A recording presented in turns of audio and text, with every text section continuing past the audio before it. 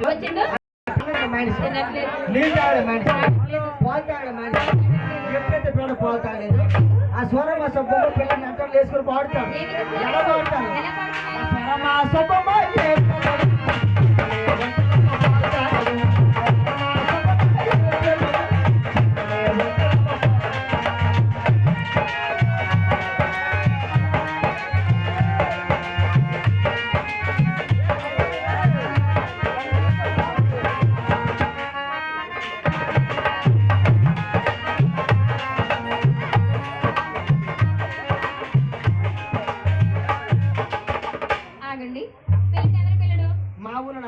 కదా.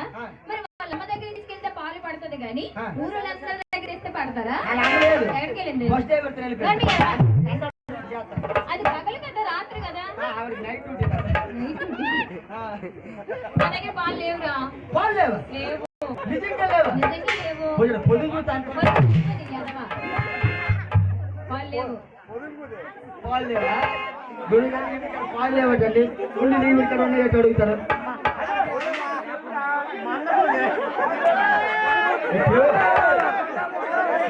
మా ఇంటి పక్కన పిల్లలు ఏడిస్తాను.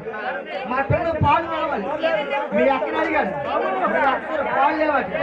మీ దగ్గర పక్కన తీయాలి. బయలుదేరాం. ఎస్ఆర్ఐకి ఇచ్చావా? మన ఆడది బాగా తెలియక అడుగుతాను. నీవు ఒక 5 లీటర్లు అవుతాయి.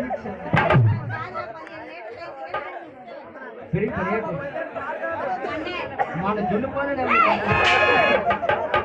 అది నీ దగ్గర లేవు, నీ దగ్గర లేవు.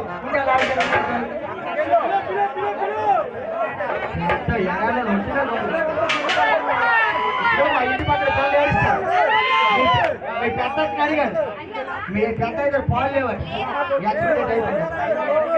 మీరు ఎన్ని అతను అడిగారు, ఉన్నాయి కానీ ఎస్ఆర్ఐకి ఇచ్చిందట. నీ దగ్గర ఒక పాలు ఉంటే ఆ పాలు పాలు లేదా? అవి నిన్న నాకు తప్పులే. పాలు